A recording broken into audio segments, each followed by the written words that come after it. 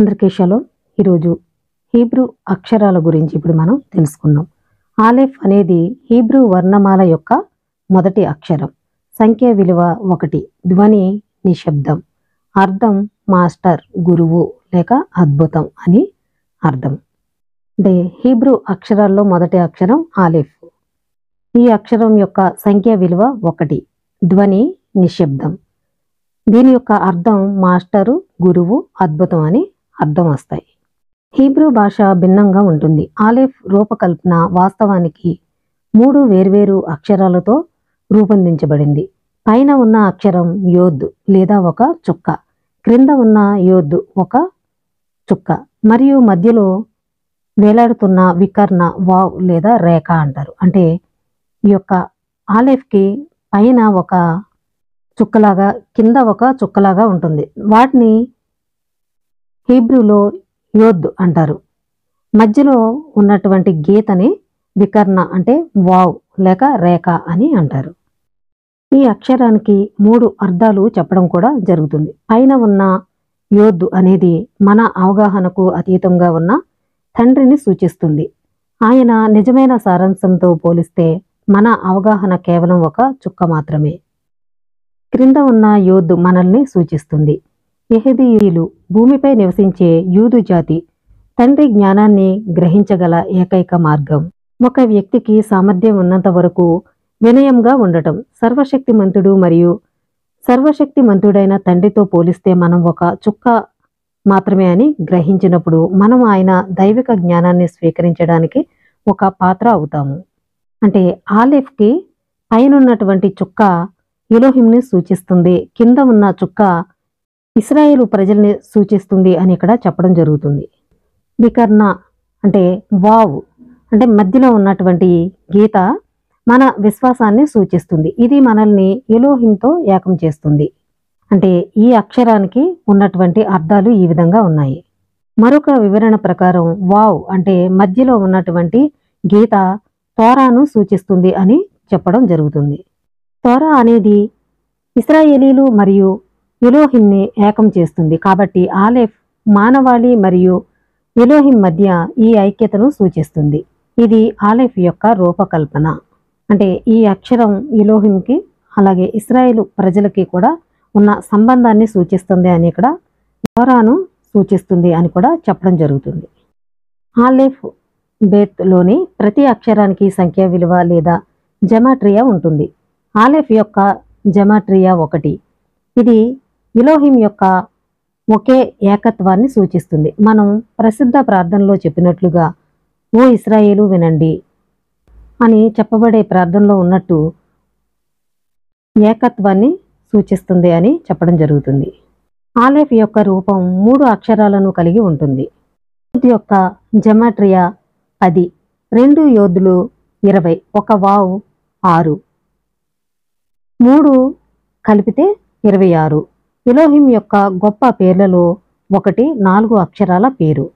అంటే ఆలెఫ్ యొక్క పైన ఉన్నటువంటి చుక్క యోద్ అంటారు. అది దాని యొక్క సంఖ్యా విలువ 10.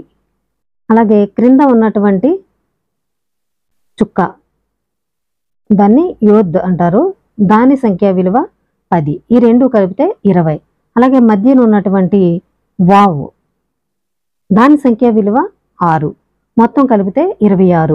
ఇది ఎలోహిం పేరులోని 4 అక్షరాలను కలిగి ఉంది అని చెప్పడం జరుగుతుంది. టెట్రాగ్రామాటన్ లేదా వర్ణించలేని పేరు. యోద్ 10, హే 5, వావ్ 6, హే 5. జమాట్రియా యొక్క 26 ఆలెఫ్ యొక్క యోద్ వావ్ యోద్ వలె ఉంటుంది. వాటి సంబంధిత సంఖ్యా విలువను ఆలెఫ్ ఎలోహిం యొక్క వర్ణించలేని పేరును సూచిస్తుంది. అంటే 4 అక్షరాల పేరుని ఇక్కడ సూచిస్తుంది ఆలెఫ్ అనేది అని చెప్పడం జరుగుతుంది. ఆలెఫ్కు 3 వేర్వేరు అర్థాలు ఉన్నాయని వివరిస్తున్నారు. 1 ఆలూఫ్ అంటే మాస్టర్ లేదా చీఫ్. 2వది ఉల్ఫానా, ఒక లెర్నింగ్ స్కూల్ లేదా టీచర్. 3వ అర్థాన్ని పదం యొక్క అక్షరాలను వెనుకకు చదవడం ద్వారా చేరుకోవచ్చు. అంటే అద్భుతం. ఆలూఫ్ నిర్వచనం యజమాని. దీని వలన ప్రపంచానికి ఒక సృష్టికర్త ఉన్నాడని తెలుస్తుంది. ఎలోహిం విశ్వానికి యజమాని అని, చూసే కన్ను ఉందని, వినే చెవి ఉందని తెలుస్తుంది. విశ్వం కేవలం స్వయంగా ఉద్భవించలేదు, ఒక సర్వశక్తిమంతుని శక్తి ఉంది. కాబట్టి తండ్రి విశ్వానికి యజమాని అయిన ఆలోఫ్, ఉల్ఫానా అంటే పాఠశాల లేదా గురువు. మనం ఎలోహిం విశ్వ సృష్టికర్తగా మాత్రమే కాకుండా సమస్త మానవాళికి గురువుగా కూడా పరిచయం చేస్తున్నాము.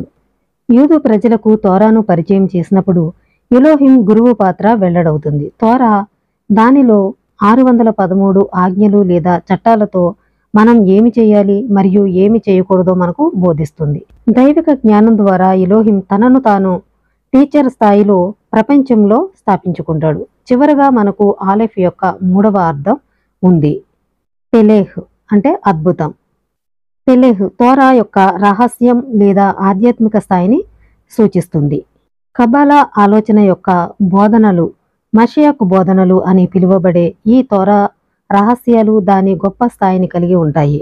ప్రపంచమంతటా వ్యాపించినప్పుడు పెలేహ్ ఈ అద్భుతమైన రహస్యం ఆలోచన స్థాయి ప్రపంచాన్ని విస్తరించినప్పుడు మాత్రమే మషియాకు రాకడ ఆసన్నమవుతుంది. తోరాలోని ఈ రహస్యాలన్నీ కూడా, ఈ యొక్క అద్భుతాలన్నీ కూడా ప్రపంచమంతా కూడా విస్తరించినప్పుడు మషియాకు యొక్క రాకడ ఆసన్నమవుతుంది అని కూడా చెప్పడం జరుగుతుంది. ఎలోహిం ప్రపంచాన్ని 6000 సంవత్సరాల ఉనికిలో ఉండేలా సృష్టించాడని తాల్ముద్ బోధిస్తుంది. మొదట 2000 సంవత్సరాలను తోహో లేదా గందరగోళం అని పిలుస్తారు. దీని తర్వాత 2000 సంవత్సరాలు తోరా వస్తుంది. చివరి 2000 సంవత్సరాలు మషియాకు రోజులు.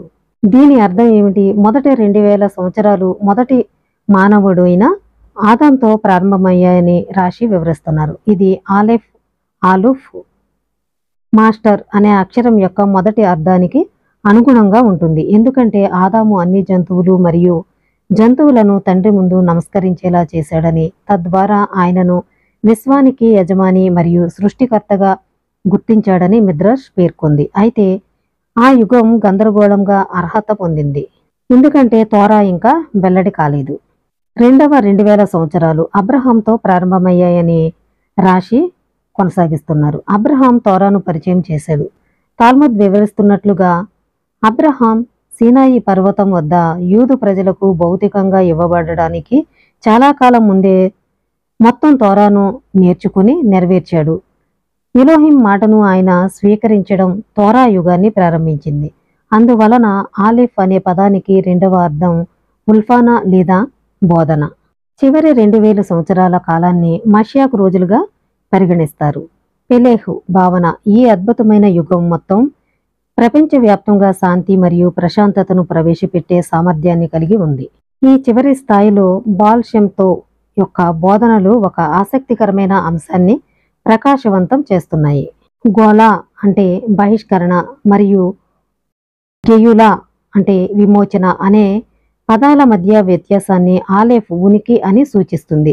గోలా బహిష్కరణ అనే పదంలో ఆలెఫ్ను చొప్పించినట్లయితే బహిష్కరణకు అధికారం లభిస్తుంది మరియు గ్యోలా విమోచనగా రూపాంతరం చెందుతుంది. అందువలన సృష్టి యొక్క చివరి 2000 సంవత్సరాలు మషియాకు యుగం ఆలెఫ్ ఇవ్వబడిన తరువాత ఇశ్రాయేలు ప్రజలు బహిష్కరణ నుండి విమోచనకు వెళ్ళడానికి అధికారం పొందారు. విశ్వం యొక్క యజమానిగా మరియు గురువుగా ఎలోహిం దశలు మషియాకు మరియు అంతిమ విమోచన దినాలలో వికసించాయి. ఆ సమయంలో ఎలోహిం అద్భుతమైన స్థాయిలో వెల్లడి చేయబడతాడు. ఇవన్నీ ఆలెఫ్ అనే అక్షరంలో ఉన్నాయి. అంటే ఆలెఫ్ అనే అక్షరాన్ని 3 విధాలుగా వర్ణించడం అనేది జరిగింది. అయితే దానికి వివరణ అనేది అంతా కూడా ఇప్పుడు మనం తెలుసుకున్నాం. ఇలాంటి మరిన్ని విషయాలు మీరు తెలుసుకోవాలనుకుంటే నా ఛానల్ని సబ్స్క్రైబ్ చేయండి. ఇంకా ఇలాంటి మరిన్ని వీడియోలు చేయాలన్నా కూడా మీ అందరి సహకారం కూడా అవసరం. కాబట్టి ఇవన్నీ కూడా చాలా జాగ్రత్తగా ఆలోచించి పరిశీలించి తెలుసుకోండి. అందరికీ షలోమ్.